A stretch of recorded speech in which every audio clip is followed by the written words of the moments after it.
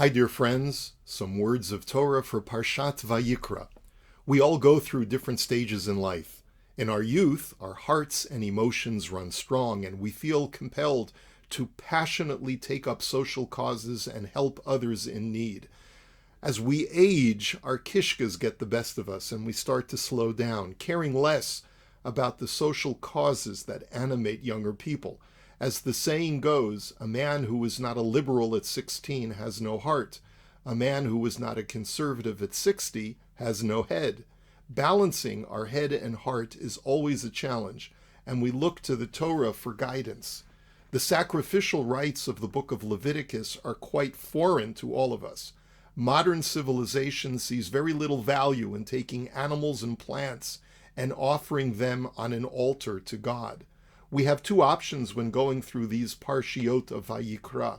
We can either grin and bear it while doing our cursory readings to fulfill our religious duty, or we can try and find a deeper significance behind these arcane practices. Let's choose the latter. One of the mysteries of the Karbanot is that the Torah calls them God's bread or sustenance. At the same time, we know that God eats nothing and has no association to the physical plane. Furthermore, the primary bread that is offered to God from animal sacrifices is not at all meat. The two most important parts of the animal that we offer to Hashem are the blood, the dam, and the intestinal fats known as chelev in Hebrew. Most civilizations don't even view these as food, at least not the choice parts of the animal that people would prefer eating. These two ingredients are so closely associated with temple service that the Torah prohibits human consumption of these items, even when the animal is totally kosher and has been properly slaughtered. That's why the Torah says in our Parsha, Kol chelev v'chol dam lo tochelu. You may not eat any chelev fat or blood. We can certainly understand why the Torah precludes humans from eating blood. As the Torah states later in Vayikra, Ki nefesh kol basar damo v'nafshohu. Each animal's soul is contained in its blood. And the Torah sees something unhealthy about a human being consuming the spiritual essence of an animal. Perhaps we would become too animalistic if we did so. But what's wrong with consuming the fat of the animal? After all, don't we eat fat all the time because so much of the animal's fat is mixed or marbleized with the meat? What's wrong with intestinal fat? The consensus of many of our commentaries is that there's an essential difference between fat that is embedded within meat, which in Hebrew is called shuman, and the separated intestinal fat, which has a completely different word in Hebrew called chelev. As the Rambam and Ramban both put it, fat that stands alone in an animal's body is cold and thick, difficult to digest, and produces cold and thick blood in its consumer. It is more fit for fuel than it is for human food. The Torah forbids its consumption because Hashem is concerned about our health and wants us to stay away from food that is harmful to us. Now, this should give us all pause. Consider that a mitzvah so foreign to us as not eating chelev fat contains within it a lesson that is highly pertinent to each of us. The amounts of unhealthy, highly processed and sugary foods that go into our diet is really quite alarming. Hashem wants to protect us from harmful foods, and we should do no less for ourselves and our families. But let's go beyond the physical health concerns. In a cryptic statement, the Arizal, the great Kabbalist of the 16th century, pointed to the two prohibited substances, blood and chelev fat, as being, in a way, opposites. Chelev fat is an impure substance that emanates from what he calls the right side, and Yishmael, whereas blood is an impure substance that emanates from what he calls the left side, and Esav. They are both prohibited except when brought before God on the altar, which purifies these two substances.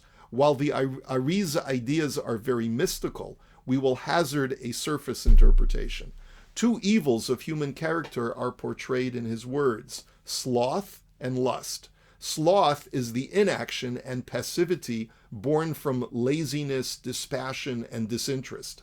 Lust is the active pursuit of satisfying one's baser cravings. Sloth is characterized by the intestinal fat, a fat that is not attached to any moving limbs and is rather there to form a layer of protection around the organs. People disengage from this world out of a desire to protect themselves from injury, and because it's hard to care about anything in a world filled with so much pain. Perhaps the Ari associated this trait with Yishmael because in the Middle Ages, Muslims, Yishmael's descendants, were so steeped in the cold pursuit of philosophy. On the other hand, lust is characterized by hot blood, the life force that courses through us and impels us to be like Esav, passionately pursuing the cravings of the moment. Every person should find a balance between the coldness of the intellect and the heat of the heart. We need to invest both our minds and our hearts into everything we do. If we lean too far in either direction, we end up with an unhealthy imbalance. If we apply intellect at a time when emotion is called for, we can cause a lot of pain to those who are seeking our empathy. Conversely, if we apply emotion at a time when cooler heads need to prevail, we can cause damage through our impetuousness. The Torah is instructing us to take both our cool intellects and our hot emotions, our intestinal chelev and our blood, and instead of succumbing to them in our everyday lives and relationships, place them instead on the altar for God.